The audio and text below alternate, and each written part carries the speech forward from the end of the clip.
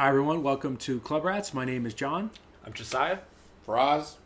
So today we're going to discuss the Game 6 of the NBA Finals. We got a Game 7, baby. We got a Game 7. That's all you can ask for as an NBA fan if you don't really have a dog in the fight.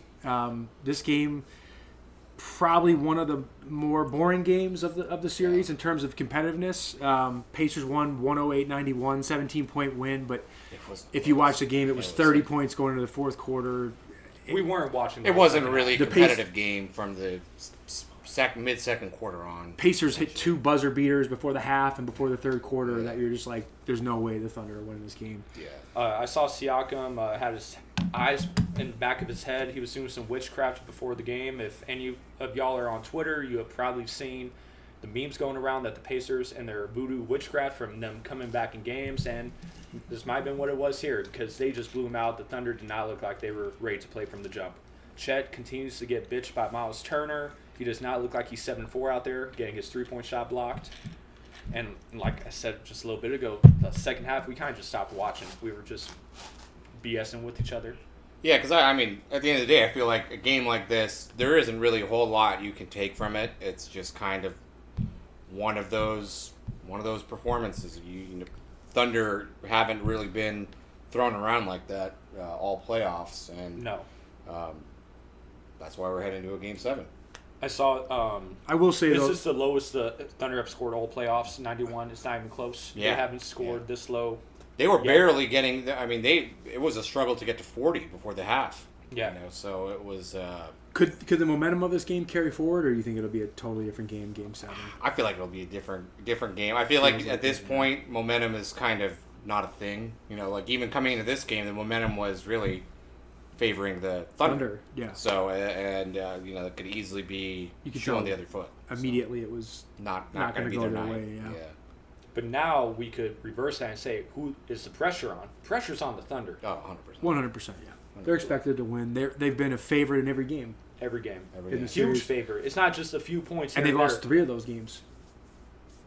Yep. That's kind of crazy. If you would have told me prior to the series starting that they were going to go 7, I honestly wouldn't have believed it. I had the Thunder winning in 5. I will say this: the trends of the games, though, I didn't think the Pacers bench played that well in Game 5. But in Game 4 and Game 6, I thought the Pacers bench was unbelievable. Yeah. I mean, in tonight's game, I felt like pretty much everybody on the Pacers. But McConnell had his 12 and Toppin had 20. That's 32 points off the bench, and there's other guys with more. They had about 40 bench points. What did 42. Ben Mathurin do?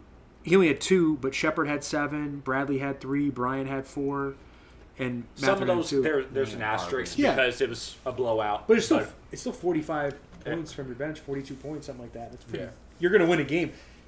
If the Pacers, the games they've won, their bench has done that. Can their bench do that in Game 7 on the road? I think That's so. kind of because I think that's going to determine the game. That's the question. I mean, We saw Game 1. They were on the road, and the Pacers bench played well. That's when McConnell had 5 steals, right? Yep, and McConnell's kind of made himself a little bit more of a household name this series, just because people are getting the opportunity to see, arguably one of the best backup point guards in the NBA, if not the premier. Yeah. Just for his role, for his fit as a backup point guard, I don't know there are too many other players in the league that do a better job. In the first, it was the first quarter, maybe even in the second quarter, but I think it was the first quarter. He stole a pass. It was either from an inbound pass underneath the basket or a rebound, and then he threw it to Toppin, and Toppin hits a 3, and I'm like, wing 3. I'm like, this. If they're gonna, this is their game. They're gonna win. Yeah. If he's gonna do that, and He it's doesn't over. get tired. The whole game, Grant, he only plays 12 to 18 minutes a game, but every possession he has, he's sprinting up court. He's putting pressure on the defense. He's playing his ass off. You know, just the whole game. The guy he's just an Energizer bunny out there. He doesn't get tired. It's kind of unbelievable. If there's one kind of trend that is, I would think, might be worth looking on or taking from this game, and Jesiah, you mentioned, kind of alluded to it earlier, is Chet Holmgren is kind of, I feel like he's just getting manhandled. He is getting physically and I feel like that is, handled out there. you know, it's something to keep an eye on, you know, as we head into Game 7. Yeah. It seems like this has been an area that Indiana is He had 4 points, 2 for 9, 0 for 3 from 3. A lot of bad shit. 6 rebounds, 2 just, fouls. He just wasn't with it looked like. But that's not been just a one-time thing in this series. He's kind of shown that, especially late. But this game he was bad pretty whole much, start to except the finish. first or second play. He had a nice move, and he didn't really do much after that. And it's seems to be a matchup that Indiana has gone back and exploited. It's like, do you give those minutes to Hardstain at that point? You might, I mean, Now, where Chet has been doing better than expected, when he gets switched on the perimeter, they can't expose him. They can't expose him like they can a Hardenstein. Like Halliburton can't blow by Chet. Siakam. So you're saying Hardenstein just can't cover in general? These on guys. the perimeter. And I think that's why maybe they're playing Chet as much as they are. I mean, granted, he's a great rim protector, but he's been guarding the perimeter pretty damn well. Now, his offense has been such a zero, and when Shea only gives you 21, they're not going to win that game. It's not like J-Dub had 40 again. He was a minus 40 in the game, Jalen Williams. wow. So every play he was out there was bad. Yeah. That's, But I mean, that's just yeah. This was just a start to finish, sort of domination. Could he win Game 7, Jalen Williams? I actually think he could. He could. If he, Absolutely. it wouldn't shock me at all if he won the game. Game 7. Whoever Start picks for with you, Game Faraz. 7, you go first, Frozzy. Frozzy. I think this is what you play all season for. Especially in the Thunder's case, they dominated the regular season for this very specific advantage, is to have the opportunity to have home court advantage. It's the when it biggest matters game most. in their franchise history. Oh, unquestionably. It Unquestionably. is. So there's pressure with that. It's the biggest game in both franchises' history. Yes. Yes. That's just what it is. Both these teams are. The Pacers have never been one game away from winning the NBA championship, have they? Not And to they're- my I don't think so. recollection, I don't believe so. no. I don't think the Lakers. The Lakers beat them in 6, I thought. Yeah. So, and I don't recall any ABA results, and I don't think they. Yeah. Count. They So- don't. NBA Count Pacers have never. No. Yeah. So John, who do you? I'm gonna. I cut have you to off. lean. I'm gonna lean OKC just because, and it really is home court advantage, which is kind of funny because it feels like the home court hasn't been as much of an advantage as it should be throughout this entire playoffs. Yep. Not even just exclusive to this series, but Especially against the Pacers. It is at this weird. point. especially with anytime the Pacers are involved, it These seems like teams- it's not really. It's like. It's just how they're kind of playing. It does. I don't know if it matters where they are. No, at all. it's like they're just playing. They in an gel arena. right in that moment, and then it could be in New York, it could be at home, or it could be on the road. In Cleveland. Oklahoma City, and they're fine. In Milwaukee, it doesn't matter. They do. I feel like the Pacers though do have more ways to win the game. I guess they have more players. A random guy could go off. But Thunder only have 2. to me, though, the championship moment of the series was SGA. I think it was in Game 4 on the road. They were in kind of in trouble. Like 18. They were in trouble in that game, and he took over. I feel like he could do that again, especially at home. It wouldn't shock me. 100%. So it is hard to bet against the Thunder. What do you think, Jesiah? What do you think of this Um, Game 7? Who do you pick? So I am going to lean Thunder. I was riding them prior to the series starting. Now, do I want them to win? Nah. I want the Pacers. I think everybody that's a neutral fan is rooting for the Pacers at this moment. So I want them to win, but I think it's going to lean Thunder. Yeah, they're at home, but I don't think Shea has the dud of a game like this. Like I say, he only had 21. He has 6 He was 7 turnovers. for 15. He wasn't terrible. I mean, he only He had didn't play his 21. greatest He game, probably but only had 21. He didn't do a Halliburton game in Game 5, though. John, you have your phone out. Do you want to see how many free throws he attempted? He wasn't getting his Because whistle. he gets 10 free throws. That's Why? 31 instead of 21, right? I mean, I feel like just you could tell by the body language out He there. was 7 for 8 from the free throw line. Oh, he has some free throws. That's not bad. I mean, could he get 11 or 12? Yes. It was just a wire-to-wire 8 is domination still good. from the Pacers. I feel like it wasn't. You can't really point to one specific player. Every time the Thunder made a run, the Pacers hit a 3. It felt Exactly. like. And it was just like, you're not winning this game. Or they'll score, 2 possessions in a row, then the third possession they'll turn the ball over. Yeah. And the Thunder will have an emphatic dunk. So you're It's- going with I- the Thunder. I'm going Thunder. Now, I don't know what the line is. I'm going to look it up right now. Give me that If the before. Thunder are anything more than 7.5, betting I'm the taking the Pacers. other side. Yeah. I'm taking We the have other seen side. this in the NBA too in Game 7s. I feel like there has been more road teams winning Game 7s than in the past. I remember specifically the Mavericks playing the Suns probably 3 years ago. This is like Durant and Chris Paul, I think, in a game 7. Mean Book and Chris Paul against Luka? Yes. Yep. And Luka destroyed him, being by They were like 40. 45 points. Yeah. And I'm like, this game was over in the first half. Yeah. Like, It was over in the first half. It was It was over. embarrassing. now, I'm not saying the Pacers are going to do that, but I was shocked by that outcome. Anything can happen in Game 7. Yeah, it's Side note, the Thunder opened up at an 8.5-point favorites. so I'm betting the Pacers. They're plus 270 I'll bet the if you do believe in them. They're plus 270 money line. Not bad odds there. Not bad odds. The Pacers still in that game 5. They had a chance to win that game. That was not And an automatic loss. And they could've still won that doubled game. their turnovers. I Yeah. think they had 22 and the Thunder had 11, and they cut the lead down to 2 with, I think, 7.5 to go or so. It was a winnable game, and that's with Halliburton laying a fucking egg. Which actually kind of brings me to the next question that I had is, I feel like, there's, if OKC wins, the likelihood is that it's going to be SGA or Jalen Williams, depending on how Game 7 kind of turns out. Mm-hmm. But I feel like the harder question is going to be, if Indiana wins, who's Finals MVP? Siakam, I think. It almost has to be Siakam. I feel like Halliburton. If you said after Game 1 who's going to win It's it all, then it's Halliburton. Yeah. But then But at the same time, you can't game Siakam only had 10 tonight. and then you have Halliburton's Game 5 performance. That you can't ignore that either. That's And an it's not like all-time he's distinct. went off. No, in Siakam any had game. 28 in game 5. Yeah. Hallie hasn't went off in any game this series. He is not, no. So even though he hit the game winner Game 1, one of the best games, not only in these playoffs but of all time, like this playoff run's going to be He had 20 in remembered. game 4, so Siakam's... Yeah. Today was Siakam actually not a has great the game for him. stats. Now, That's scary, what though. Halliburton does is obviously puts pressure on the defense. Their whole defense is keyed on Hallie. So he gets the team involved. He doesn't make many mistakes, if any at all. He's a very calculated type of point guard. It's like when he scores, the whole team opens up. The game opens up. But this yeah, crazy I am for Siakam. Is McConnell in the conversation? I was just about to say it. I mean, I feel like you have to mention him. if he hit... I think he'd have to have a great game 7. He But did. if he did... He could be mentioned. I think you It's have not to a mention chance. If he, It's not. if he I won don't the know. game, though, you don't give it to him? No, it's not a chance. I think in terms of If he hit the, a game winner, you don't give it to him. No, Siakam's getting it. God, I give it to I mean, McConnell. I agree with Siakam would probably be getting it, but there's a. I'm saying if he had a special moment. I think there's an argument to Oh, be that made. was... Siakam Yeah. did have a nasty dunk. Yeah, he that was On crazy. J-Dub too, I believe, right? But I feel like McConnell's almost been the most consistent, presence for the Pacers during the series. He has been solid in every game. He has. I thought the player of the game today, though, was Toppin. His 20 off the bench. He was hitting threes.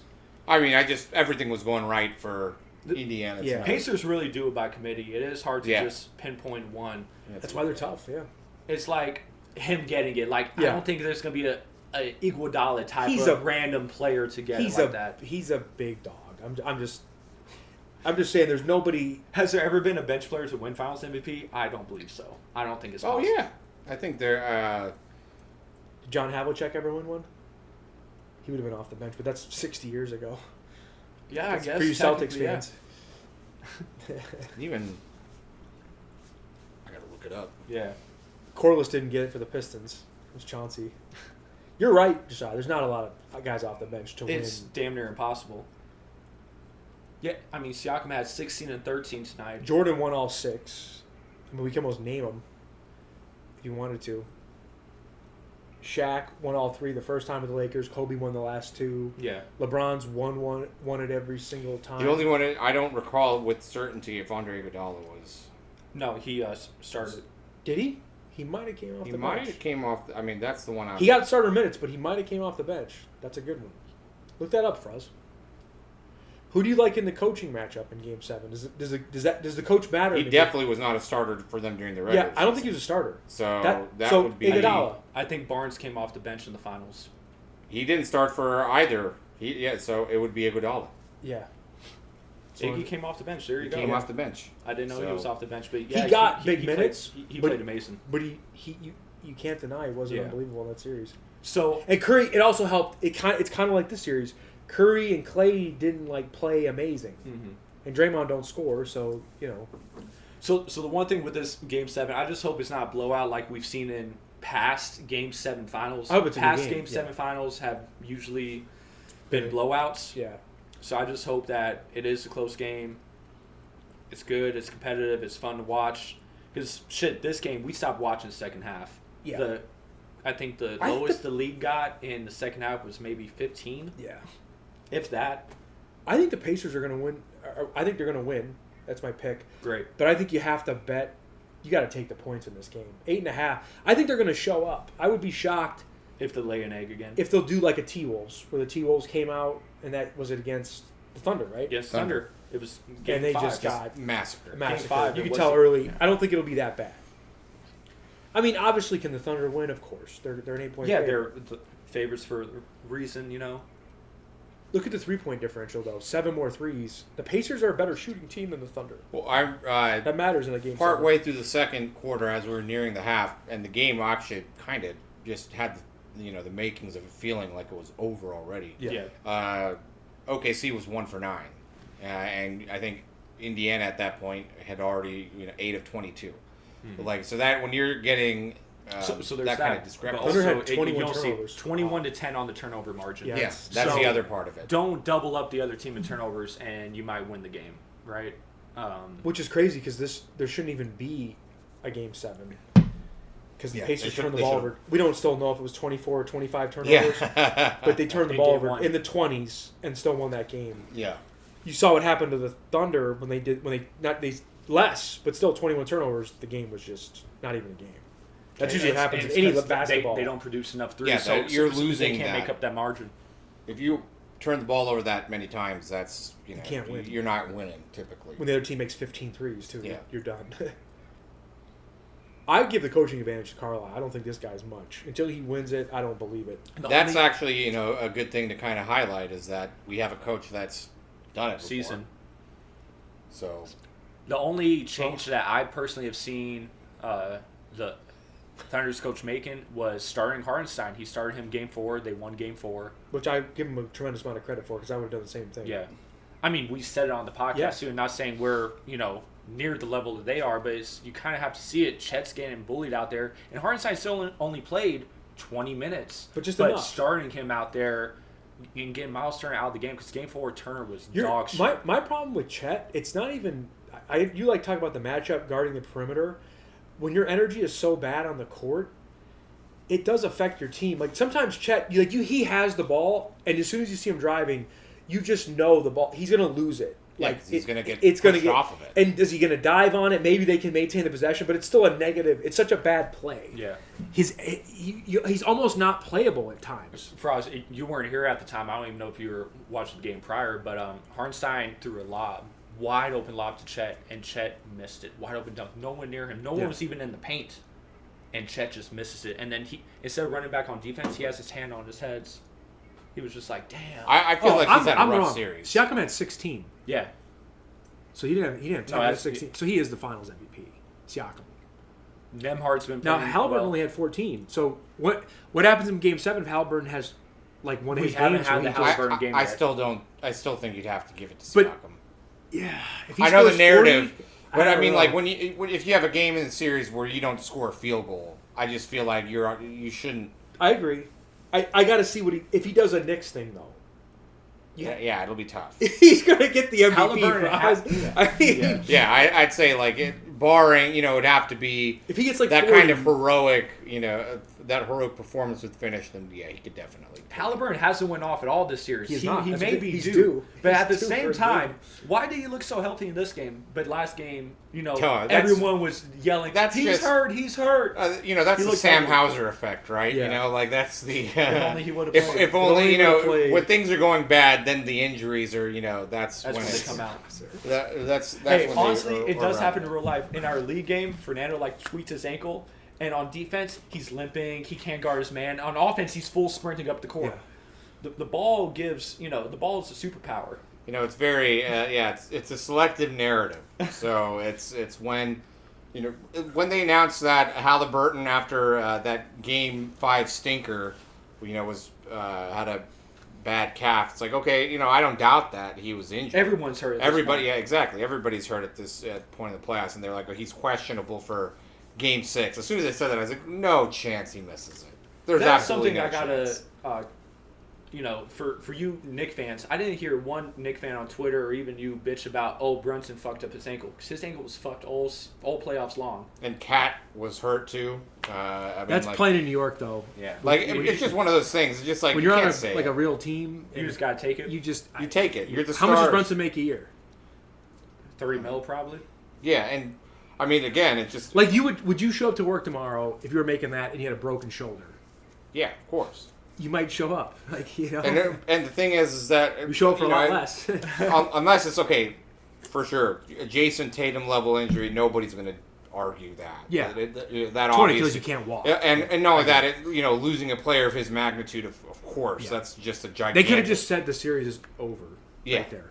Yeah, and just it's. I mean, it We all knew felt it was. time at this it point. felt like it Yeah. at that point, but just like even though they did win a game, but I had a sliver of hope Brown was just going to go like monster performance He's hurt 5, too, 6, and 7. But yeah, he only had enough juice for that one game. But outside of that, when it's these kind of, he might have strained something. He's questionable. It's like, okay, if he's questionable, then I'm not attributing, like a really, really historically bad performance to an injury. Yeah. Yeah, there's obviously injury component to it, but he had a bad game. It could be because I'm a Celtics fan, but I do wish I saw a healthy Celtics team versus this Thunder team. I wish I saw it. I wish I saw a healthy Pistons team versus Thunder team. But I mean, with 2-1 seeds, the defending champs, I would love to My see problem that. with the Celtics, though, the game Tatum got hurt.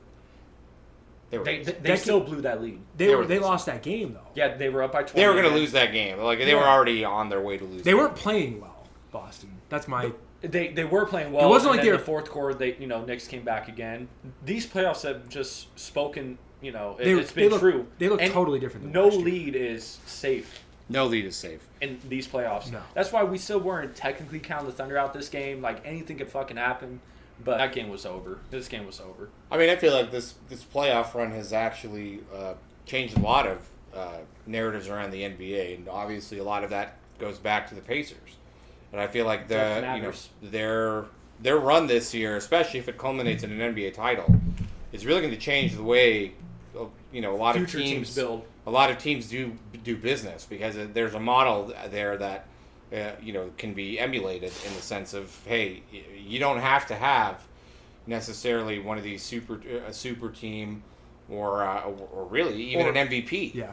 Like an Or in MVP the same caliber breath, player. a top 10 player. It's Yeah, always been said exactly. you've always needed one top 10 player to win a championship. You could argue both Siakam and Halliburton aren't top 15. You could argue one of them But they is might maybe both top be, 20. They could be 13 and 14 though. Yeah, I think Hallie's probably between 15 and 20, and Siakam's probably between They're both 20 top and 30 25. guys. Yeah. for sure. And then they have But- a bunch of guys behind them. They that have are a lot of really guys. good too. Depth matters. But this is probably if OKC if Indiana is able to pull this off, you're probably looking at first team since Detroit did it in 2004, where you're like, okay, I don't know if It's any not one of just those. top heavy. Yeah, it's not a top heavy team, and it's just it's kind to of be a, one of 5 guys. oh, yeah, exactly, winning by with a well constructed team, truly in that sense. Like I saw a highlight, like Ben made like a diving block on Shaq, and then the ball gets to like Hamilton at half court, and he just throws a lob to Prince, and he just alley-oop dunks it. Like it was like everybody made like a perfect play to win that game. There was actually a play like that in this game. Halliburton got a steal. Looked. To No. Siakam. Yeah, it was, Yeah, a dunk. It was probably the dunk of the Well, series. no. Yeah. It was another one. He got a steal on Dort, or it was by Dort. He passed to Siakam, and Siakam passed it to Nesmith, wide open corner 3 splash. That happened in the second quarter, and that was just like the ball didn't touch the floor. It's just beautiful ball. It was just great watching that. It was like pure. Do But you yeah, guys- the play you're talking about, Siakam killing J-Dub, like that was insane. Do you guys like his suit? That's Steve Smith. Smith, Goes by Smitty, Michigan State basketball player, played for the I'm a fan of his tie. Portland Trail Blazers and the Atlanta Hawks, his two big teams. Kind of reminds me of the Chips Ahoy. I like it. The Chips Ahoy, the double chip What are these guys- comes in the brown bag. Yeah. That's kind of what it reminds me of. What do these guys make? Like, what does Isaiah make? Because Isaiah's been a constant. I think Steve Smith has. Below 6 figures, maybe. I don't know. I think Maybe Isaiah higher. gets more. I'd And say Smith- maybe more. And I say Smith gets more. Because obviously, and they're Oh, yeah, also Isaiah Thomas gets the most. Yeah. and they're paying. They Hayward's getting the least. They're paying for everything too. Yeah. And this is not a cheap. They're in the best basketball game Yeah. in the world. Yeah. at the This moment. is not a cheap process here. So I'd say Isaiah. I think they have him like on like a. He's just on a salary because he might have to pop on at any moment too. Isn't that kind of a part of his job? Like if there's a big trade, they don't bring Isaiah Thomas on though. no, they'll have their own correspondent. Isaiah Thomas is probably making $500K on his contract. I mean, Yeah, that he- At a then- minimum, think They're making over six figures. Barkley. I think makes $40 million. Yeah. So these these guys got to guys- make He's something. also like the I understand best Barkley- sports commentator. I know, but it's He's still on the national or national TV. they're still covering the NBA Finals right now. Yeah, it's over six figures. Yeah. Over six figures. And obviously there's hierarchies. I think literally the order of how they're sitting is how they're paid. Essentially, pretty much. Literally, it's probably that way. Isaiah played in the finals. He's been in Game 7s and lost in the finals to the Lakers, so he can give insight. Smitty never played in the finals, Conference finals, I don't think a final. not NBA finals, but he's still a tremendous NBA vet. And Yeah. even Hayward played in the NBA. Yeah, Hayward finals. was a solid. Yeah, And I mean, I remember him from North Carolina. So- absolutely. Well, I mean, now that we're a couple of days away from the end of the NBA season, we're going to be looking forward to what next season's bringing. When we get to that, there's been, in my opinion, a seismic change from yesterday, which was the news that the Buss family was selling their majority stake to Mark Walter of Dodgers, and for a reported price tag of a cool $10 billion. And I feel like that's How do they pay that? Do they pay it like in like 4 payments? pennies. Yeah, I don't know. How do you pay $10 billion? I'd be curious to know how that's done. I mean, obviously, is it all in crypto? Like, what is this it? is you're absolutely right, Faraz. This is a big deal because we've kind of been watching the Lakers. We've been kind of watching them operate as a mom and pop operation, Which they were. No, and that's not a negative against them, but they're limited in what they can do. Definitely. Now, you have this owner from the Dodgers. He's already shown you. I think he gave Ohtani. I don't think it was $1 billion, but it was $750 million, or was it $1 billion? 750. $750 million. Richest sport contract. It's like a 20-year down the road, comes in after time contract. So if He's not afraid to pay. if they come to him and say, "Hey, we need this guy. We're gonna have to pay a little of the tax," you would think he would pay it. And I think, in addition to that, too, is just the kind of corporate structure that really is going to be brought into the last franchise that really lacked it, because of the fact that LA was a family-run organization. And Jerry Buss bought him for $67.5 million in bag of 1979. chips. Yeah, exactly. Which, if for inflation, would be $300 million now. But even still, you trade $300 million Yeah. for $10 billion. That's Easily. unbelievable. And then also from when they bought the Lakers to now, you could argue the Lakers have been the best organization in the last 40 years. Oh, they've they've won the most championships. They've been the pinnacle of winning culture from different iterations. They won Shaq and Kobe. They retooled, won again with Kobe. They retooled, won with LeBron. Before that, Kareem and Magic. This is Kareem the and glamour. Magic. Wilt Chamberlain, it's Jerry the most West. important franchise in the NBA. Yeah. Without question. Yeah, even as a Celtics The fan, only I team, could say that. They're the only team I would pinnacle say of that is winning. more famous is the New York Yankees. I'd have the Lakers second. Yeah. Yeah, I mean, That's the only team the reason why I say the Yankees, I don't even know if it's people that watch the Yankees, It's but just, it's the wherever name. you go on you the see face of that this hat. earth, you will see a Yankee hat. There, it's like And you go to they'll know what it China, means. you can go to the Philippines, you can go here, you can go to Detroit, Michigan. There's a guy walking around in the Yankees hat. Yep. It's just the way it is. Yeah, but in terms of in terms of the basketball, But the Lakers world, are they the are Lakers are right there. They're the top of the basketball food chain. Like that is Pinnacle. the franchise. Yeah. Any free agent, they kind of get a first look over of the guy if Yeah. they want to even dabble. Yeah. I think the NBA's rigged.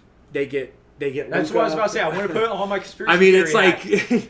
everything did just Adam works Silver- out perfectly for the Lakers. Did The Adam way it Silver is. know? They kind of just do it. I don't think it's rigged. I'm just being Did funny. Silver and Jeannie Buss and the owner of the Mavericks talk like, hey, Lakers trying to sell give them Luka because right now their future is kind of dim. I don't know. We'll reward you the first overall pick. Obviously, it's probably not possible. But what are the odds, right? They get Luka. Mavericks get the first. It just unfolds. If you are, I have to say this: if you're a conspiracy theorist, if you're just a fan of any other team in the NBA, it does hurt now that he's the owner. It's a problem. 1,000,000%. Yeah. When does Cade's contract come up? I think he just signed. So he's signed for the next 4 years. But when that's over, he's 23. 22, but 23. When you're talking about the Los Angeles Lakers, I'm just it saying doesn't matter if they're signed or not. They can. Yeah, but even if he just plays out couple years, he could be 27 on the free agent, and the Lakers could just give him a max deal if he's the best player in the NBA. And he might just go because it's the Lakers. It's the Lakers, and there's nothing you can really do about it. Who doesn't want to be in LA? It's if you are trying to raise your off-court earning potential, you want to be in LA. You get more endorsements, you get more publicity. We see it. The Lakers could be mediocre to bad, and they still get nationally televised games. Live in that Southern California weather. I think this though puts more pressure on LeBron because not pressure in the sense like, oh my God, he's going to freak out, but this owner, like LeBron's going to have to either sacrifice some pay to get another player, or he's going to, I think it puts something on him. I think Buss would have just let him play forever and not said anything about it. I don't think there's any pressure on Bron. I'm kind of leaning in that direction. I think they might force him out quicker than he wants to, though. I could see that happening. That's what I'm saying. Yeah. They could say, hey, you could just go. Leave. Or do they mess with his son? Do they mess with Bronny? They won't fuck with him. I don't think so. Because Rich Paul has so many connections. And not only that, you're still, how you treat LeBron is, I feel like, going to make a direct impression on what Luka thinks of the franchise going forward, too. True. I'm not, dying on this hill. I'm just bringing it up. It's just a different owner, so you don't know until... We have seen Bron in the past take pay cuts. Now, last year he tried, but Rob Pelinka striked out on every potential free agent. He wanted Valanciunas for whatever reason. Like I said, Bron took a pay cut so they could get Valanciunas. Didn't happen. He wanted 2 other targets. They didn't get. I forget who they were now, but we've seen in the past Bron take pay cuts. Is he unrestricted free agent? He usually signs the 1+1. 1+1 with the option. Now, LeBron came out and said ring. I just saw the headline. Ring culture. Rings don't matter? No, it's his argument. Actually, I kind of agree with. It's been like the whole idea that it's chasing the rings and that's how greatness is defined, and it was kind of going to back to a lot of the legends that didn't win a ring.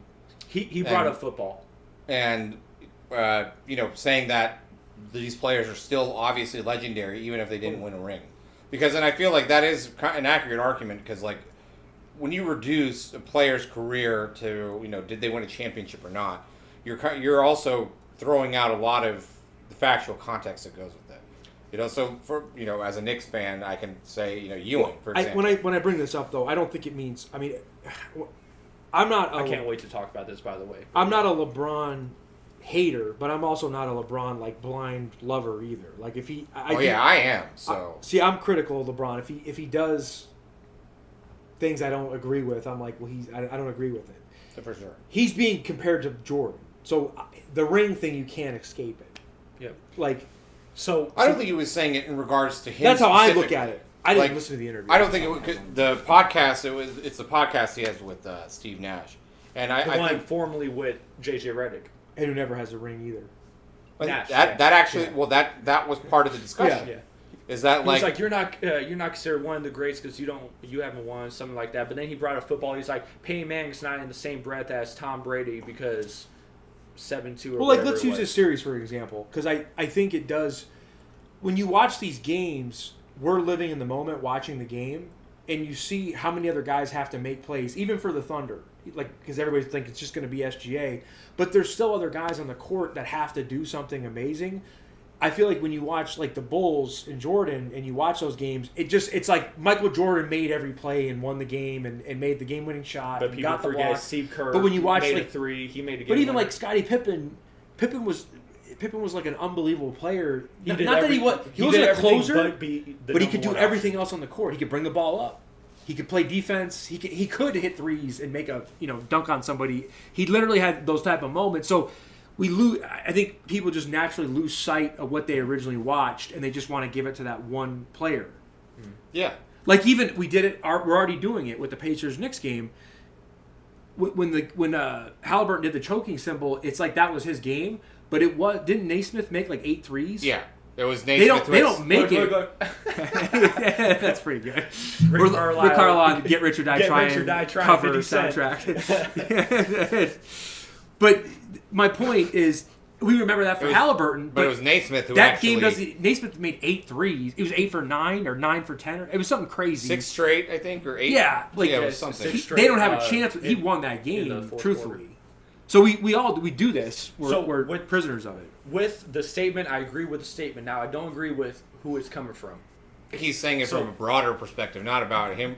Like, no, but wanting to win a ring is different. He's saying that because Braun is an egotistical maniac. We can all agree on that. He is changing the goalposts. I don't think like LeBron. He always tries to control the narrative. Yes, He's always exactly. trying to Look, control he didn't the story. win again, but now if the Lakers would have been in the finals, he wouldn't say winning championship is the pinnacle of being the best. That's why I don't of all like. time. That's why I don't like. He talks out of both sides. Braun changes the goalposts. He keeps extending it because they didn't win. Oh, now rings don't matter, right? But Braun has been chasing rings his whole life. He left Cleveland not once but twice to ring chase. But that's where I'm saying, like, I don't feel like that's what he's actually saying. I feel like that's how it's being interpreted. Then it should be. Like, to be fair, I did not watch it. Like, he was what he was saying is that, like, it's not that it's, pursuing a ring is not like like that's a frustration. It's more or less, you're measured. Players are measured solely. Their entire careers are reduced down to this, the rings argument. And I always say this about all these championships. How many championships the guy's going to win? A lot of it is based on before they're actually even on the team. It depends where you're going to get drafted. Yeah, that's what it is. Like yes and so no. much. Now, if Braun would have stayed in Cleveland. And he would not have 4. No, but if he would have had just 1 in Cleveland, that would have meant more. He does have 1 in Cleveland. Because he went back. If he would have stayed on Cleveland his whole career and won that one. Like, Giannis' championship on the Bucks matters more than LeBron's 4. Jokic just won on the Nuggets. I don't agree. I don't agree with that at all. Giannis' 1 is more than LeBron's 4? Why? Because he stayed with his team. Now, if Braun would have stayed with the Cavaliers and won that one, I think he would be talked in a different legacy. I think he would easily be the number 1. I think they would. I think it would just go back to the counting the rings argument, and that again, that kind of exactly to LeBron's point. It would be reducing him down, and like he'd only win 1, not because of LeBron James' lack of greatness. That's not the question. It's the fact that the Cleveland Cavaliers are a joke of a franchise. For the most part. That's what I'm trying to say. The guys' championships are determined.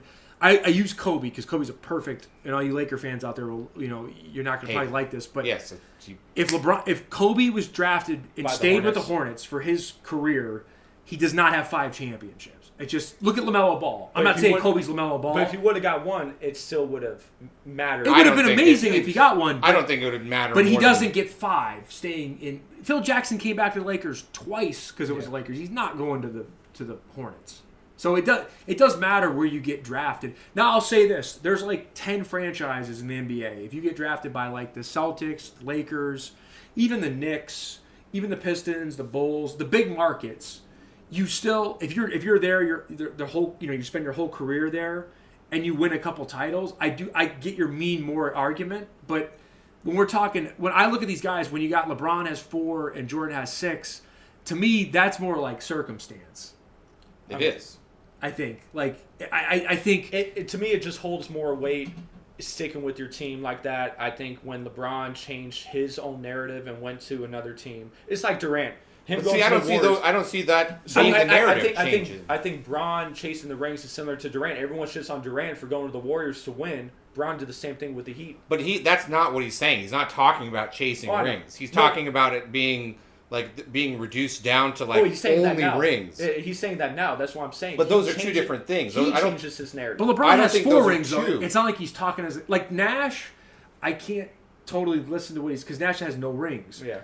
LeBron's got 4 rings with 3 different franchises. I think he's the only player in the history of the NBA to do that. And going to 8, Robert Horry's done it, but as the linchpin guy. Exactly.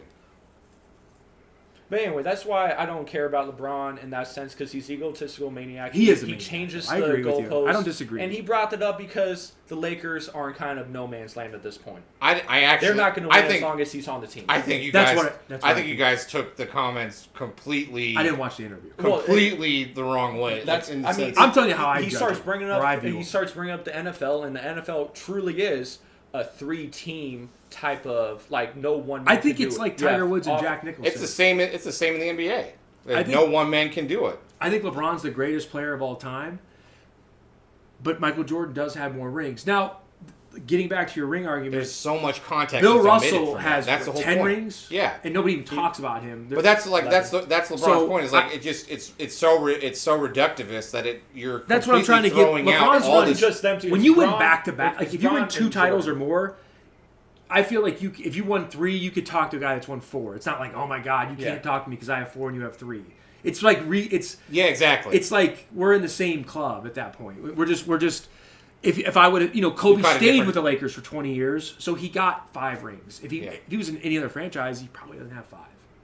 Definitely not. Or if the 90s and 2000s were more about player movement and That's all that. exactly. See, that's the other thing. Bring It's this like, back on Yeah, I'm point just playing though. the other side too. To bring this back on point though, I do think the Pacers winning or the Thunder are kind of showing you, because even SGA, I know he won the MVP. I don't look at him as like this the best player. all-time player in my life. He's a great player. I mean, if he goes on and wins like a couple more rings or even one back-to-back, then I would revisit that. But at this point in time, I don't look at him as Michael Jordan, LeBron, or even like he's not even like a Magic, a Bird. No. He's not even Isaiah No. Thomas, honestly. He's not top 75. But what I do like about this, though, it's if you're a small market team in the NBA or any team in the NBA, they're bringing it back to more of a full basketball team. You might need 10 to 15 guys that can play basketball to win a game. Whereas back, we're talking about LeBron and Durant, they kind of had these super teams where they would go join as a free agent, and the team wouldn't have enough money to sign a bench. Kind of the problems the Knicks had this year. They didn't have enough free money. It's kind of showing you maybe it's better to not have that guy that's making 40, 50 million a year, and I can spread that Having around 3 amongst of them. 3 great players. It gives everybody a chance to win, which I think is great for the NBA. Parity. Yes, and I feel like This yeah, is the And that's what the Pacers. NFL's so great This because is the time of the parity. the Kansas City Chiefs, Kansas City is that's a 3rd-tier market. If I'm being honest, I mean it's small. Yeah. It's not even. St. Louis is a bigger market. It's right at the same state, or one state over. So it's St. Louis doesn't even have a team anymore. yeah. So it gives. I will say this: it's a positive thing to look at to see it kind of get more back to team basketball in a sense, Yeah, it really has. which I like. It has. It has, because I remember when LeBron and Bosch went to Miami. Yeah. It was like the First sky super team. the sky was falling. For everybody else, it was like, who the hell is Like it was. How are these guys going to get Like beat? when he said not 1, not 2, not 3, then 4 or 5. 8. People at the time though, it was like It's possible. I It's could possible. see them winning Yeah. like 5 championships and it's be like it not was surprised possible. by it. But they didn't have the depth. Yeah, and just the game changed a lot. Just like playing. It was only that. Like, Braun still needed another step in his game. Bosch wasn't ready for that limelight yet. Like, we saw the Mavericks with Rick Carlisle, and they had a deep team. Like, they had a 1A, but everyone else was a mesh. Like, Jason Terry was great. Tyson Chandler was great. Well, but it Dirk was was an all-time Well, player. yeah, too. he's a Yeah, 1A, they but had an everyone all-time else star. after that, it was And a they were mesh on of... they had an all-time kind of run From too. a matchup Yeah. standpoint, as great as that Heat team was, the way Dirk played, what could you do? Mm-hmm. He's 7 foot. He's literally shooting like catapult fadeaway jump shots. You Yeah. can't. If you don't block the shot, it's like he just made it. He was unbelievable. And Like- the others, J.J. Barea had a game. Deshaun Stevenson had a game. Jason Terry had a game. But getting back to And, when you make a Jason super Kidd, team, old Jason Kidd guarded Braun he did unbelievably guard well. him well. When you getting back to the team concept, even though as great as 3 players are, you still have to play together. Chris Bosh, Wade, and LeBron had never played a full season together. Yeah. There is something in just playing together for a year. You get a lot better. So I like that the NBA is kind of getting away from the drama of the star team. following him around. It's kind of moved beyond that, which I think is a good thing for the We've league. had a think different so, too. NBA championship, different NBA champions since 2019. Yeah. Literally every team in the 2020s, it's been someone new. Now next year, it's scratch Game 7. Who do you guys think could win it next year. I think there's a lot. Knicks. I want to wait a week because the draft. Yeah, we there's so much. I'm not There's a so much fan. movement that's there's so many big things that are on the horizon. We do still have to see where Durant goes. Through our text, you could tell I'm not a huge fan of Durant because I think he looked great on paper, but getting back to that team element, I don't like his attitude. He doesn't play defense. He's a jump shooter. Yes, when he's on, Kevin Durant, you could argue is the greatest scorer of all time. But when he's not, I don't. And I'm talking about automatic championship. Could he give the Spurs a chance? Yeah. Possibly, but I don't think it's automatic. It's going to lie more with Victor Wembanyama. They also have a lot. Kevin Durant. Yeah, or if they get Giannis. There's that, but also they He'd have be a the lot third of guy on that group. other question marks. Like we haven't seen De'Aaron Fox even win a playoff game. And who's coaching the Spurs? It's Mitch Johnson. Yeah. So I would. I mean, I'm not trying to sound biased, but if Popovich was coaching that team, I'd feel different about it than we have a proven new head coach. Mm-hmm. That does matter. I mean, So winning the title, I'm talking about winning the championship. Your first year, you're coaching Giannis, Wemby, and Kevin Durant, and you're expected to win the championship. What could go wrong? You could lose. Yeah. It's happened to the Heat. That's kind of the exciting part about it. Is like I feel like watch. I feel like so many teams, it could almost be anyone. You know, like everybody's expectations have been reset. It's just like it really is anybody's game now. And we're all Eastern Conference Finals fans, Eastern Conference teams Yeah. fans. We live on the West Coast. It does feel like of our team, anybody we could say Anyone. Except we could the make Celtics. No, not just for this year, maybe, Yeah, but it's like only this year. after. But when I don't Tatum's even. back, Let me say this, Jesiah. 2027, anything can happen. I'm not totally counting Boston out. Yeah. That might sound crazy. I'm not saying winning the championship, but I still wouldn't want to see him. I wouldn't want to see him. Yeah. I don't really Wait, mind. You I know, know who just you based off Yeah. recent I'm results. being I honest don't- as a basketball. I'm not really I know scared. who you don't want to see. You don't want to see Sam Hauser in the playoffs. I mean, I feel like that's what you were really trying to ask. Yeah. But you're saying who's going to Hey. win the... A lot of teams can need him. Your Pistons, your Knicks. I know sure. that Magic just got their big trade, and that's something we want to talk about. Desmond Bain to the Magic for every pick. KCP and 4 first-round picks. Start with you, Faraz. What do you think about that trade? I actually think it is a pretty good trade for the Magic, all things considered, in I terms agree. of like the fit.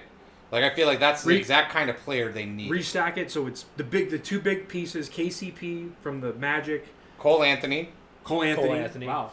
And 4 first-round And picks. And 4 Four- first-round picks three for Desmond Bain for the Grizzlies. He's going to the Magic.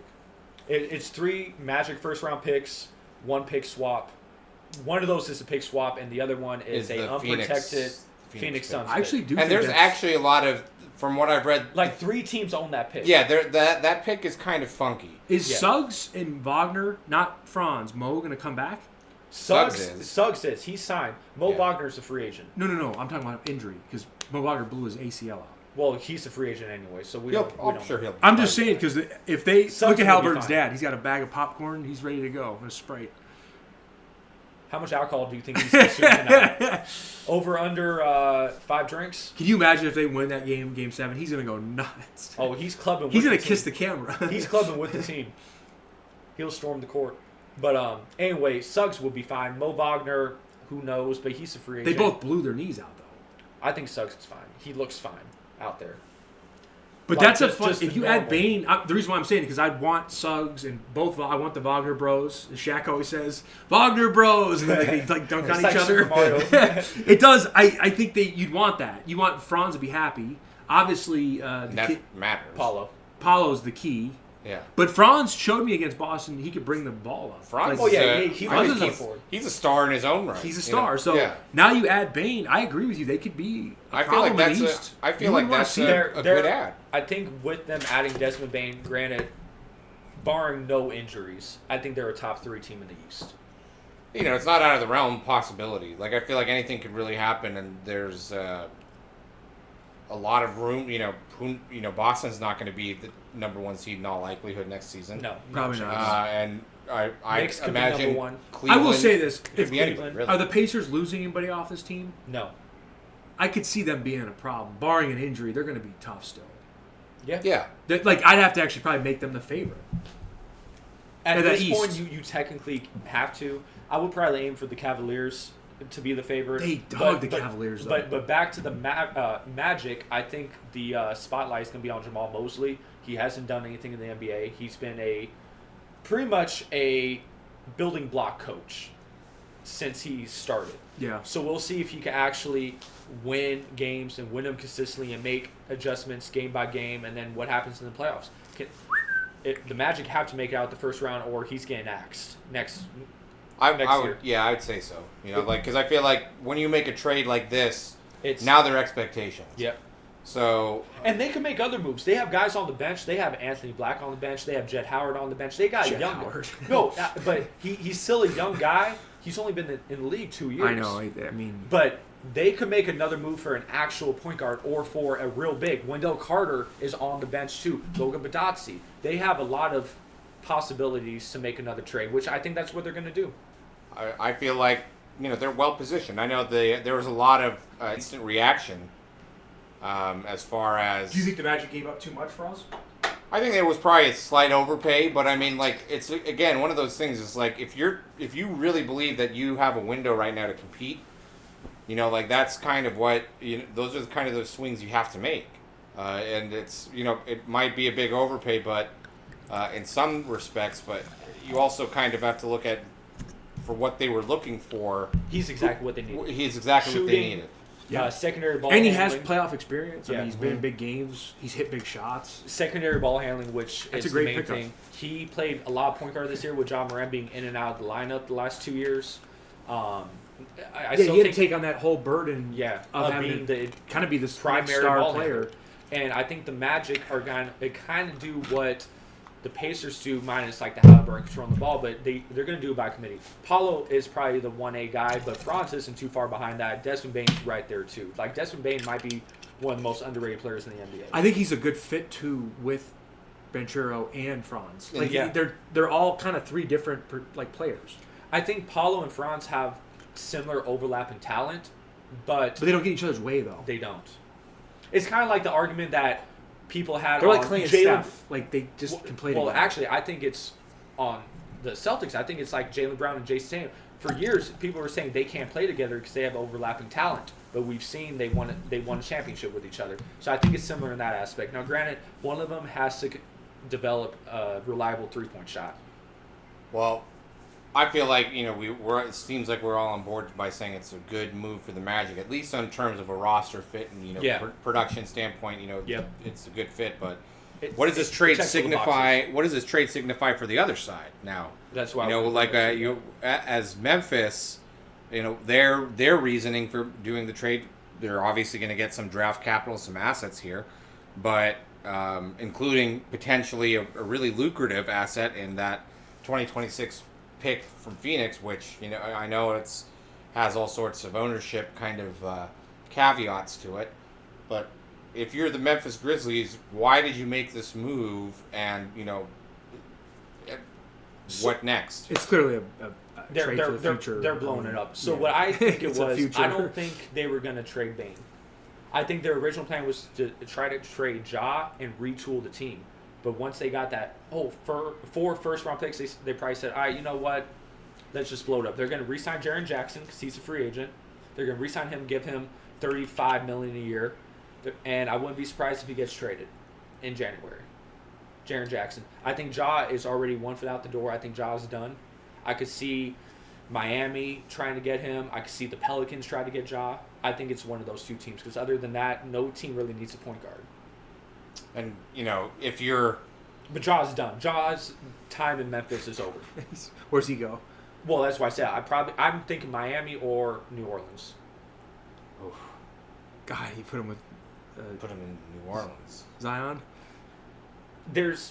There's not The shootist and the rapist. Yeah. What do you? Yeah, it's just, That's there's a not, tough- it's- I don't know, there's like, not much teams. it's crazy Just like if you blow if you're a Pelicans fan, yay!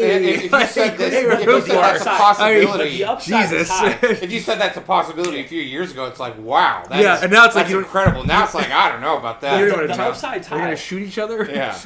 Like or it's- eat each other. It seems like two maniacs. Pause. No, but that's what I foresee happening. My favorite comment on Zion is is when Shaq and Barkley talked about him, and they're like, Barkley said, it looks like me and Shaq had a baby when he was really fat. And it was like, it just like, he's eating McDonald's. I mean, KFC, Popeyes, all of it. It's so bad. And you know he's eating like good food down in New Orleans too. But anyway, point I'm making is there's not many teams that need a point guard on the market, and somebody's going to have to be a buyer on Ja. I do think the Grizzlies just blow it up. I wouldn't be shocked. I mean, yeah, I could see it totally. I mean, it they makes sense. fired a coach for a reason. Like Yeah. Taylor Jenkins. And if you I keep- think he's a good coach. If you keep Morant, what are you saying? Like, what's your message? That's what I'm like. What's In your the message? short term, it feels like okay. There's obviously going to be a financial component to it as well. And look, they didn't get back nothing in the sense of immediate help. KCP, Yeah. he had a rough season in Orlando. The but Grizzlies he still got can be. better value for Bane than the Mavericks got for Luka. Absolutely.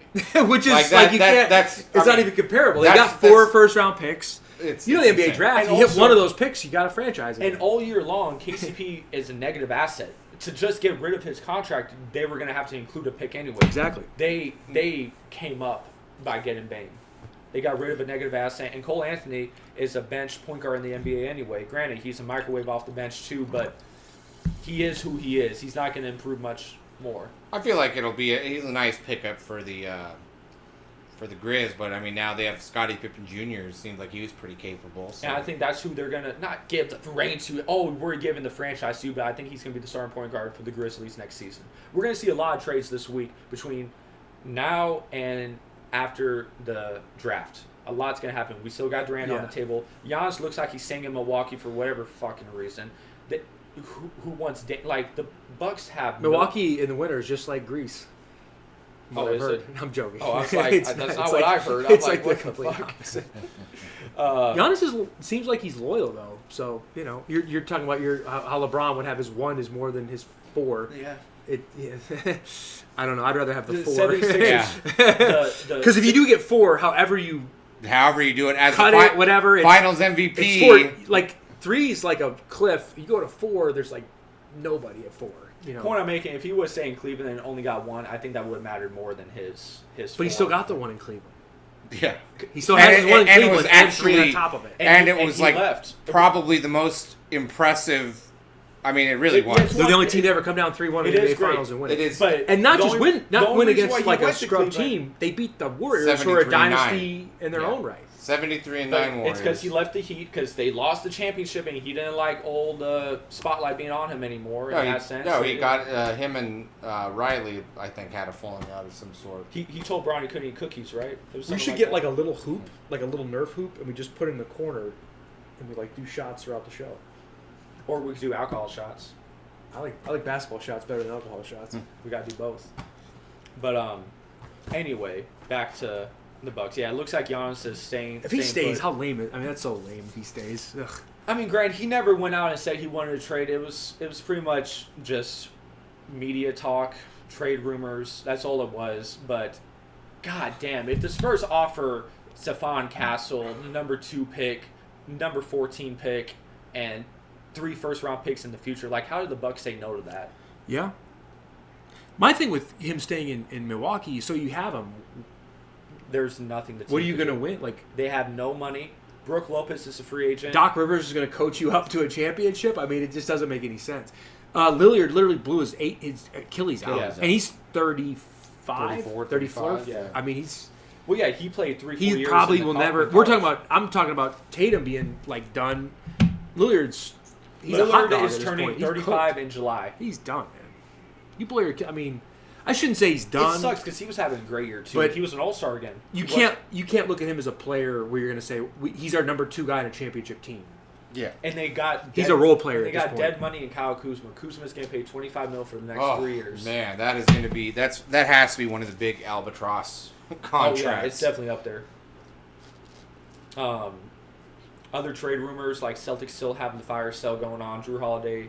I just saw a rumor that the house that they believe Drew Holiday owns has went up for sale, so he's done in Boston. It's official. I do think he's going to the Mavericks. So Holiday couldn't like. if he's on the team, He couldn't move. He couldn't stay in a condo Yeah. or something. Like he can't. He didn't have that type of cash flow. There's no There's hotels no in other. Boston. There's no other place. You're to gone live in Boston. You guys are really. You guys are like For him to sell in his your house- own bubble there in Boston. Hey, Jesus he bought a Christ. house up there, but The only one on But the there's- market. But Jesiah, in pro sports team, it's super routine for a guy to play in this city and never live there. Now they happen. Like Well, yeah, look at a sure. rental. It's not like. yeah, I mean, if he is selling his house, it's something. It's a sign. It It's could a be sign. I'm not totally. I think It he's could go- be a sign. I think he's It going to could be. Mavericks or Clippers. That's where I expect Drew Holiday to get traded. Kristaps, nobody wants Kristaps, so it looks like he's staying on Boston.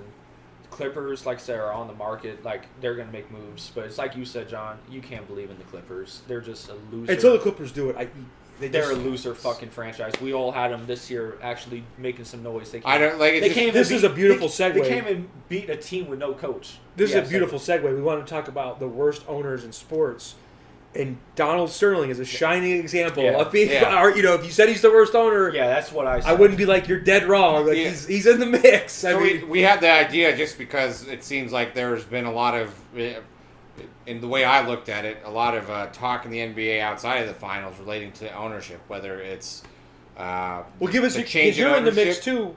James Dolan, James, fires yeah, his and coach. exactly. You're James going through it Dolan. right now. That's how it kind of got brought up. Is the James Dolan effect on the Knicks firing his coach. coaching surge, and so we kind of were thinking going back, really who we would remember with fondness in terms of some of the worst owners in the history of sports, and James Dolan came up, but I don't.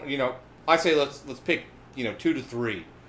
And I don't even know if James Dolan makes. He might make the list. He's top 10, but I can't say he's like number 1. Yeah, Sterling's worse. I'd say so. Sterling Yeah. is worse.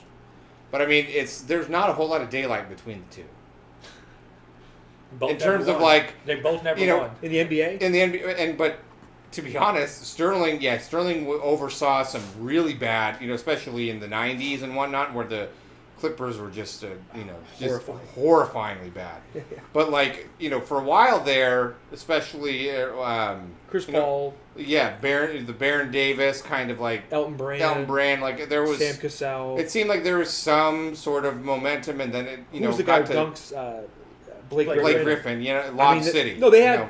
I Lob will say City. the Clippers had a run where they were not a disgrace. Yeah, to it was the so NBA. nice of Sterling Yeah. to let black people play on the team. Like, you're welcome, right?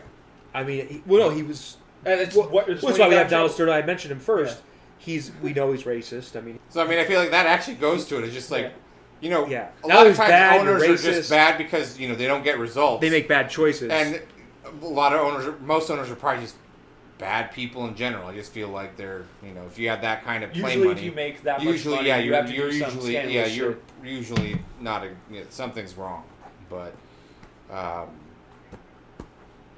at least Sterling did kind of oversee before he got booted out, where the kind of the Clippers rising to respectability. People would pick them to win a championship, and those runs they were a championship contending team. I will not argue. Yeah, But he went down in a blaze In the blaze of glory. blaze of glory, Yeah. blaze of flames. Hey, speaking of your coaching search, Mike Brown, but not this Mike Brown, actually. Mike Brown, the owner of the Bengals, he's Mike top Jones. Mike Brown, That's what they're gonna hire. top 24 worst owner. Mike Brown's he's Of the bad Bengals, though, yeah. and then he's the son of Paul Brown. Yeah. So Paul Brown created the Cleveland Browns. Yeah. He got in a fight with that owner, and then created his own team, Bengals. Cincinnati Bengals. Cincinnati seems like they've really cornered the market on. Yeah, but on they don't have any money. They're cheap. They're like they're one of the poorer teams in the NFL, and you see that they probably have the best quarterback in the NFL. It's debatable. Mahomes, what's his name? Burrow. Burrow's at least top 5 Oh, yeah. on anybody's metric. They can't protect him. They don't have an offensive line. Here's Their your best boy. pass rush guy, Trey Hendrickson, they're letting him go. He was top 10 in sacks. And in they the already NFL. don't have a They defense. won't sign, and they don't have. They have one of the worst They defenses. just So refuse to spend money. they don't have any money. They're So just, that's why he's one of the worst, and that's kind of on the same page. They as have made Dolan. bad draft Dolan picks, time too. and time again just makes bad decisions, and that's why he's. See, Well, Dolan- but he has money. Dolan has money too. That's the problem I have with Dolan. And he burns it The frequently. Knicks are not The Knicks confused are- to be one of the poor teams in Yeah, the NBA. it actually that's what makes their incompetence even more shocking. They're like is that they have second wealthiest. for a while they were the wealthiest. But the even, Lakers. even I with think they're still number one. I think the So Knicks there are you number go. one. I mean, it's even more of an and indictment against them. It's just because they're in New York City. But like even outside of just the practically non-existent sustained success, only recently with Tom Thibodeau did they actually start becoming consistent winners. And they fired him 2 days And they later fired him after and they then, lost the Eastern Conference Finals. Even outside of just being a bad team, I'd have James Dolan on my list coming into us. I had Marshot, and then Marshot. I will say though, compared to the other two, how many? I think the Reds won at least 2 titles. Did they win? Yeah. Maybe 3.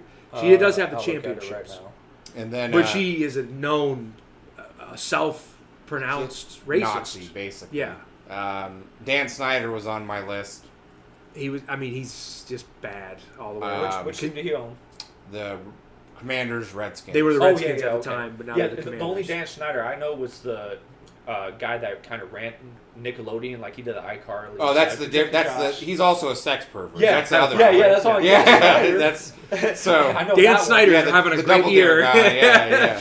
Your That's name's Dan Schneider and Dan Snyder. If you Yeah. know somebody named Dan Schneider, The common one name for out the there, watch out for Commanders, him. Washington D.C. team, Washington football team, they are. He's just in the NFL. He probably is the worst owner. He had the most enemies, that's for sure. Reds won it in 1990. No, I know, but they. Yeah, no, She was already out. She didn't own She them though. didn't own them. She won in the That was '70s their with only Pete time. Rose and Well, Joe Morgan. she technically still owned them at the time. She didn't stop owning them until '99. Okay. Oh, really? So she Wow. just got- she's a multi. She still That's 3 owned them. titles for She her. got banned by the MLB, but Yeah. she still owned the team. She just couldn't go to the games. So That's a good look for your organization, isn't it? So Yeah, she got banned 3 times. Big She got Red banned Machine. in 93, 96, and 98. And it was because of her comments supporting Hitler. Yeah, that's pretty bad. and her best player. It's not even that long ago. That was Joe- fucking 20. That was 25 yeah, it years really ago. was 35 10 years years ago. ago. 35, but Joe Morgan was a second baseman. He was a black guy. They had I'm sure they had Hispanic players on the team. Willie Perez, I think, was on the It's team. insane. It wasn't that long ago. it's- Like, I mean, that's our generation. We're all born. exactly. We were all born. born and Living. sentient. Yeah. We could form words. So that was my top 3 was Hold up. Marshot, Dan Snyder, and James. As a Dolan. Lions fan, you have to put them in there, just for their total amount of losing. No team has ever lost more than the Lions. So in the NFL, I have to put them there. I will say though, the Ford family is not historically. They're not viewed as a. They don't have off the field issues. They just make horrible hires. So they're just. Woody Johnson for the New York Jets is a horrible owner. Absolutely terrible. If you look at the contracts, they signed, they get Brett Favre, awful. Aaron Rodgers, disaster. He's known for making these big splash free agent signings, but not having any part of the team there. He fired the coach in season for no apparent reason. I don't know why he did, and then they just It's almost like James faded Harden. off into the abyss. A little worse because it was actually in season. but- He's Woody Johnson's a really bad. Woody Johnson is the guy that Belichick had the job. He said he was going to take the job, and then the next day he said, "I'm not taking the job," and left him because it was just I can't work with. He knew he didn't want to be with that guy long term. I had an honorable mention, because I actually probably would have put him over James Dolan actually but I already said Dolan. Dolan's had more Right. success than Woody Johnson. I'd say so, but my honorable mention has to go to, and this is probably more of a deep cut, because not a lot of people watch hockey, but Alex Morello of the former Arizona Coyotes, because it was so bad, I couldn't get literally got the Coyotes kicked out of Phoenix, and now they're in Utah, and it was all a result of just not being able to get a land deal done. He had the team just cheaped out. Just one of those. They couldn't get a dirtbags. stadium, and that makes no sense. Yeah, they were And they playing. have so much land. They It's were unbelievable. playing in the college state at ASU, Oh my Tempe. God. They were playing in a 5,000 seat arena the last A lot 2 of seasons. NBA teams are also like a hockey stadium. Like Yeah, they're there's playing the there. Suns. T-Mobile. Suns. There's NBA games, there's college The basketball Aces, games, yeah. and there's. He Aces wanted play to get Ultra, he but- wanted to get a stadium, Golden funded, Knights. solely for that. funded, Wow. and it just it never worked out. But Do you like Jalen Williams' headphones?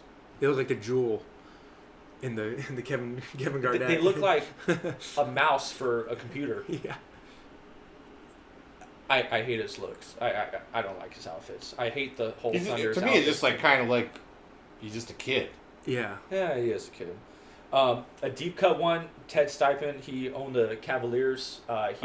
He made the Stepien rule. He made the rule, so he traded 5 first-round picks. Yes, the rule that you can't trade consecutive first-round picks. The NBA had to change the He rule. was that bad. He was that bad. Yeah.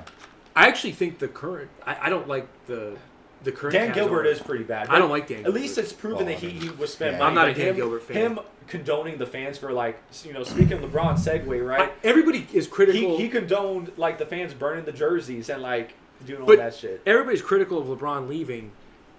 Dan Gilbert did have 8 years with the guy to get him an actual coach, get him another role player, get him a bona fide all-star, not Zdrunas Ilgauskas Or Anton or Delonte Jameson. West. They did Or have Antoine Jameson's a big trade. And they didn't trade. They didn't want to trade for Amari Stoudemire because they didn't want to give up JJ Hickson. Yeah, it's like that in one of the all-timers. But they did have former All-Star Larry Hughes.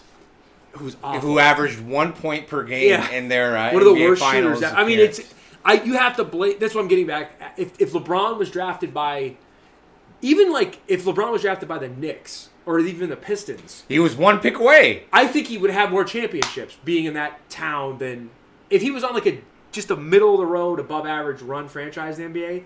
You at least get a couple titles out of him. Yeah. At a minimum. I mean, he was making the finals. Full circle moment right there, huh? It's beautiful. That was fun. It's called a callback.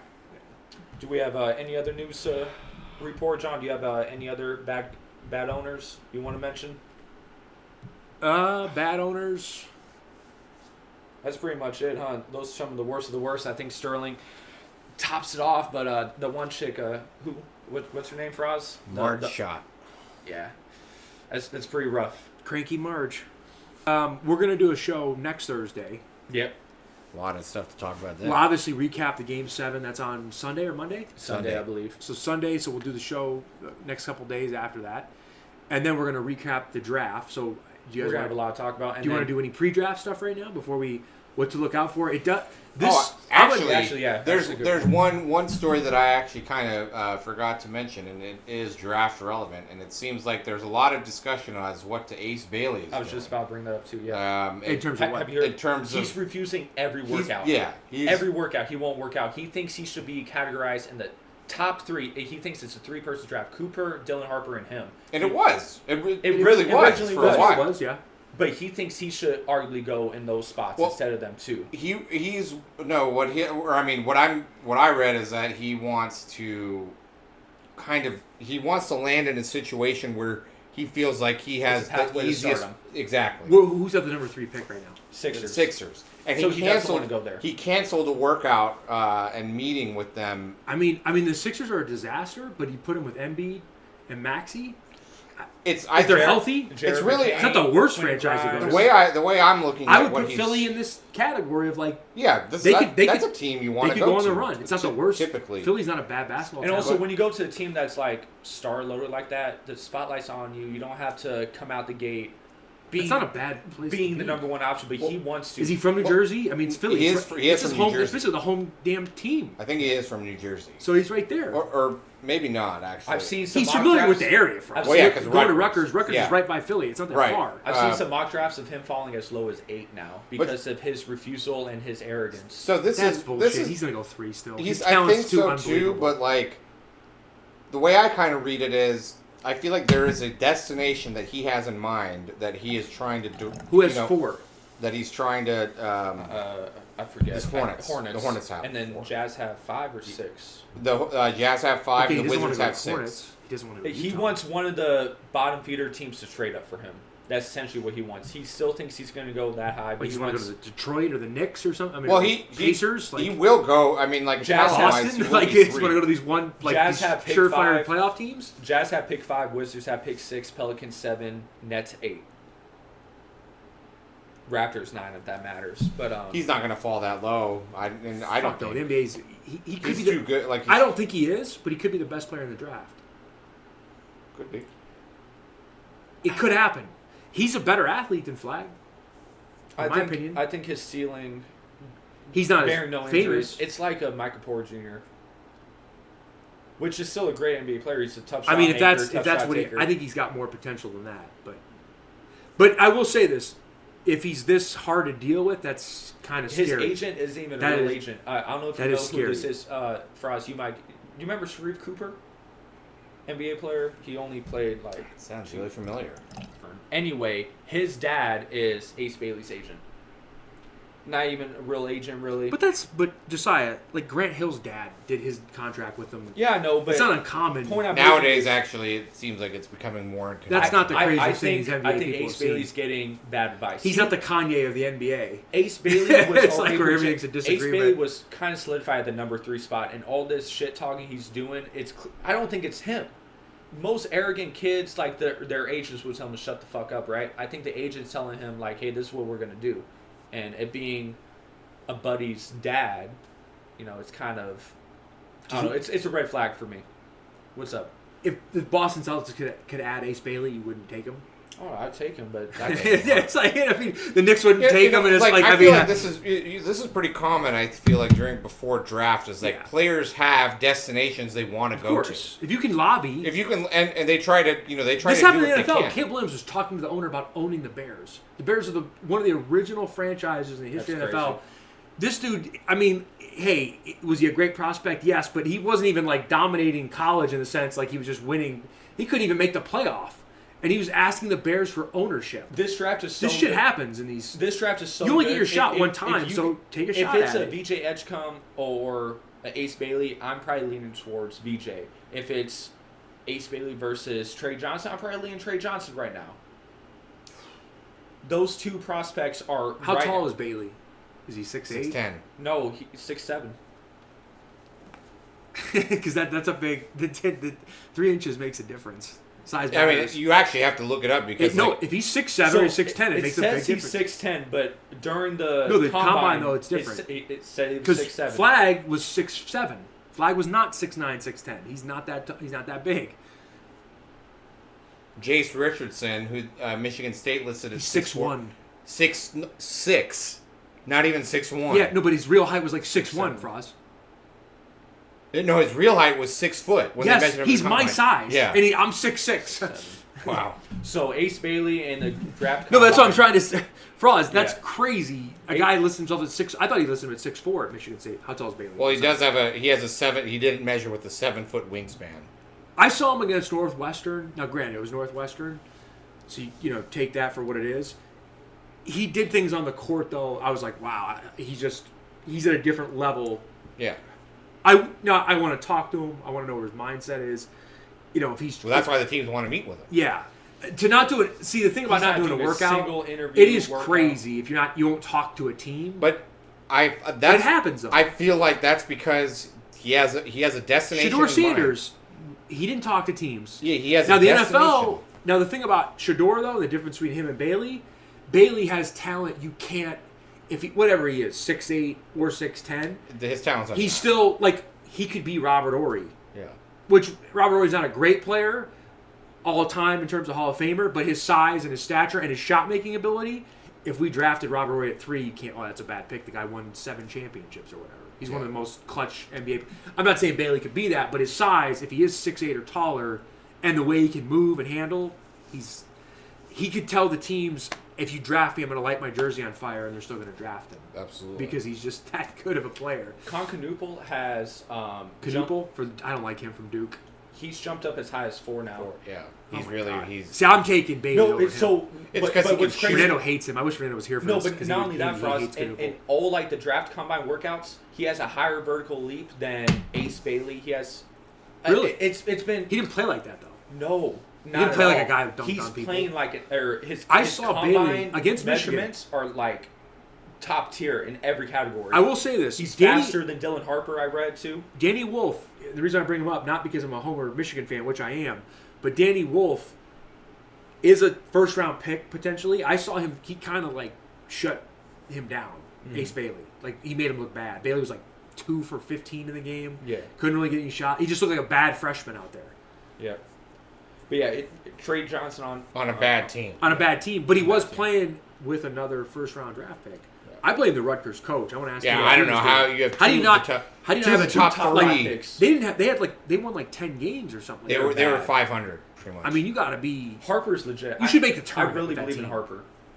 Coaching in college basketball, I still think it's the most important.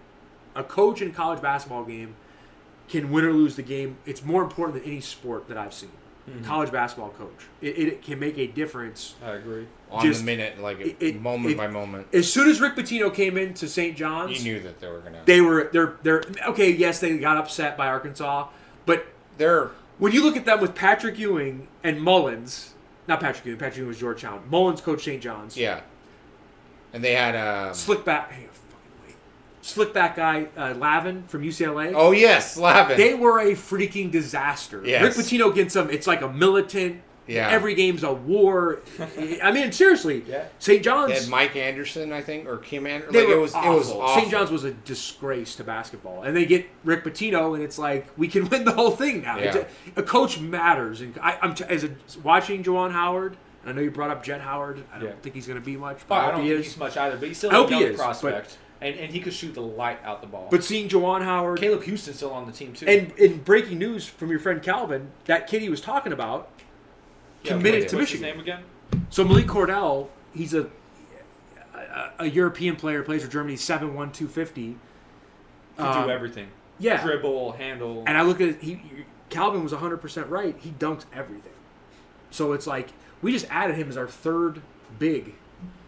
Pretty good position. It was right We got after, Mara from UCLA. Yeah, Mara, Ade Mara. Yeah, he's ahead of him. yeah.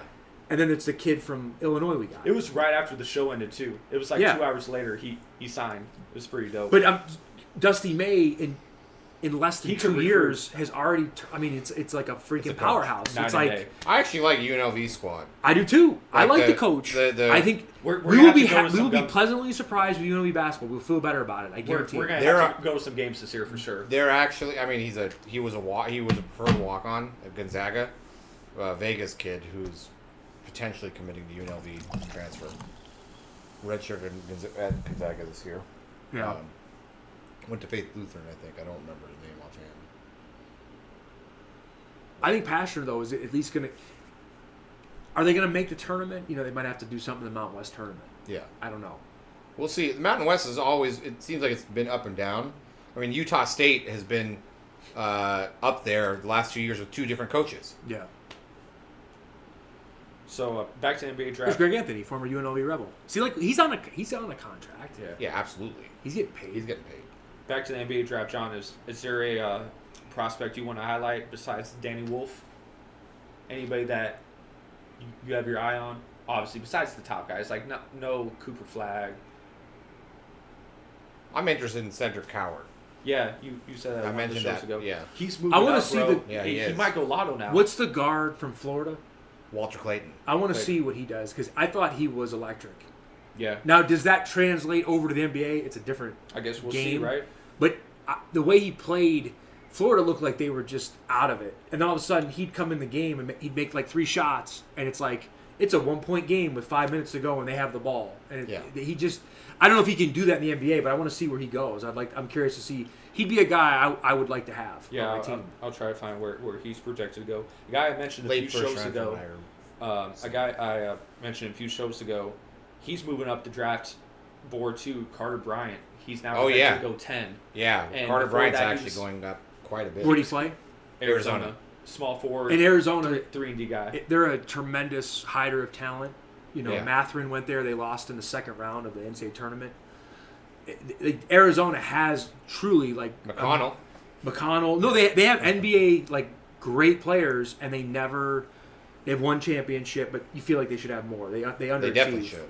I feel like they should, or at least even the Final Fours. They didn't have the Final Four appearances. Jace is projected to go top 16. I think that's pushing it because he is small, 6 foot. And he's not that athletic. Damn, that's crazy. But they, apparently his. It's crazy metrics because I are- played against his dad at Lifetime, and you could tell he wasn't like playing basketball, but his physical athleticism was just, it was incredible.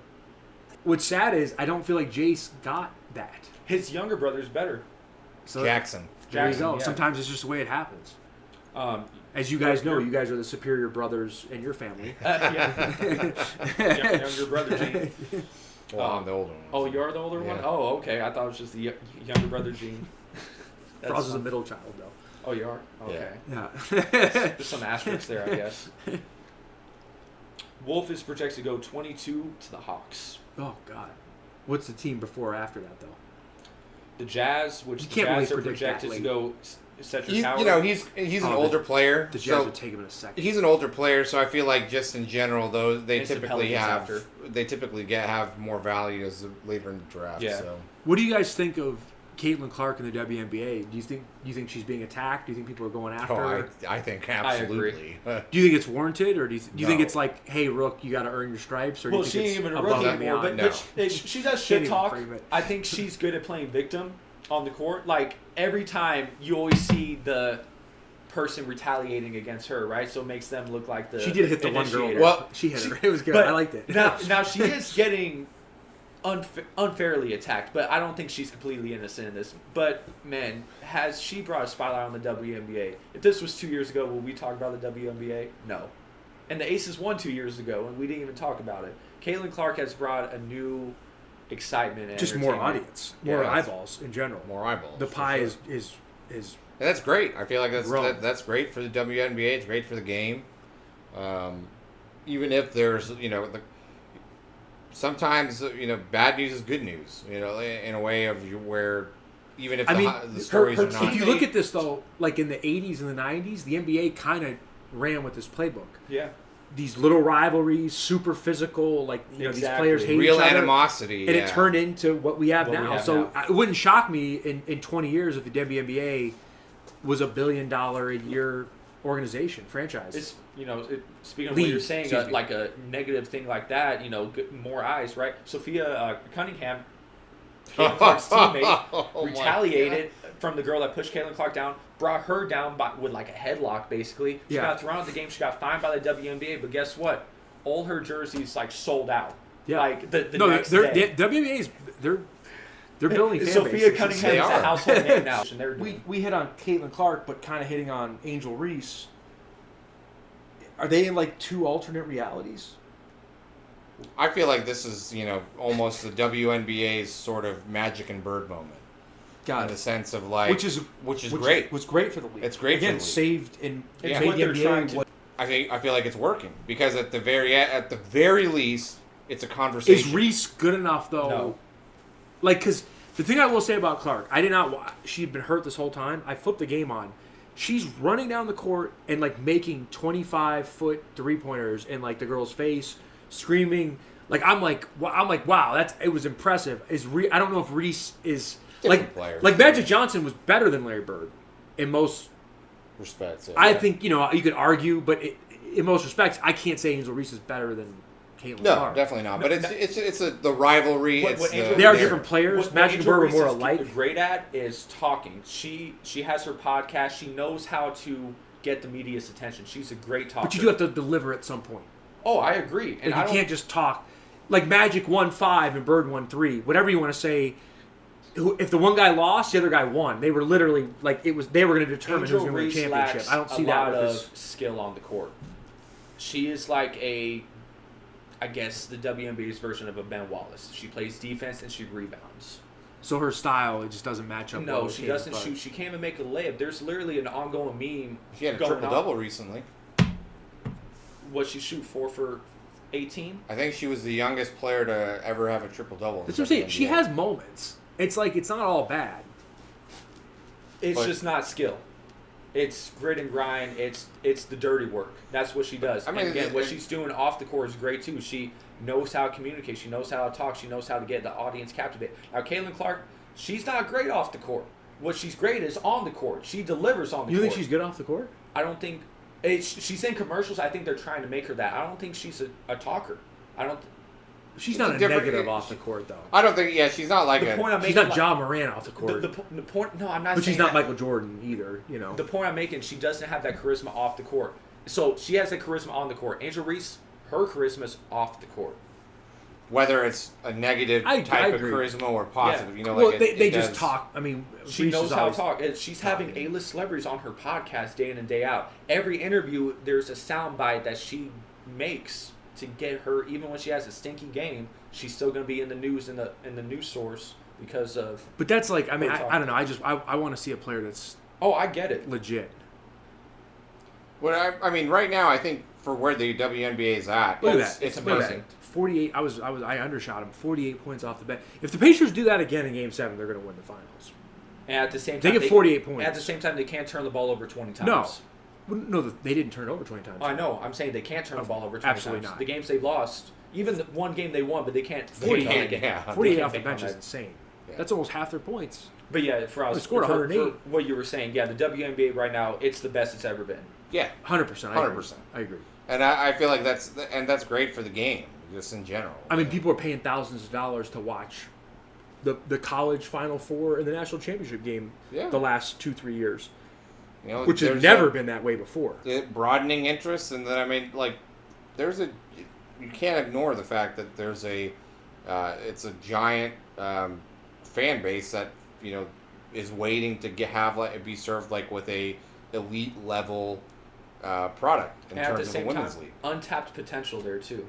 Definitely. And like what you said, John, they're kind of following the blueprint of the 80s NBA, because the NBA was bad after the 70s. It was Well, the problem that amazing. the NBA had in that time period, it was viewed, and it was partially true, a lot of the guys in the NBA had cocaine problems. So you had a lot of Drugs guys and on alcohol, drugs. It just and Magic and Bird were not drug They- guys. They flipped the script. They were like team guys, all about winning They- championships. They had a lot of national cachet behind them from their college days. Larry Bird literally said about Magic, if Magic didn't play, what could you say about my career? All I ever did was win 3 championships. That's what he said. Yeah. So Side note, so how Bird didn't have like he needed Magic, like they needed Yeah. each other. so how Bird didn't talk much off the court. That's how I view Caitlin Clark. She doesn't do the much off the court antics. Now Magic off the court, he's hanging out with celebrities. He's going to events, He parties. was in LA too. But you get what I'm saying? Yeah. That's where No, I I get it. view Angel Reese. Grant, nowhere near the talent level. But it's that aspect. That's what I...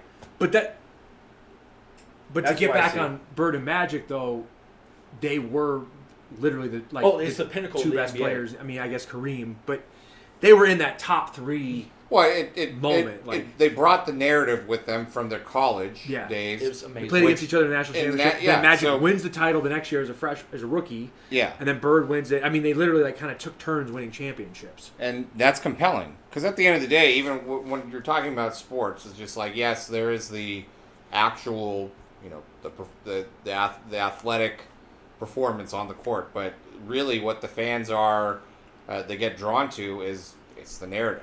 Yep. Like it's the It's story. it's the drama. If It's that, a drama. are they both in the Eastern Conference?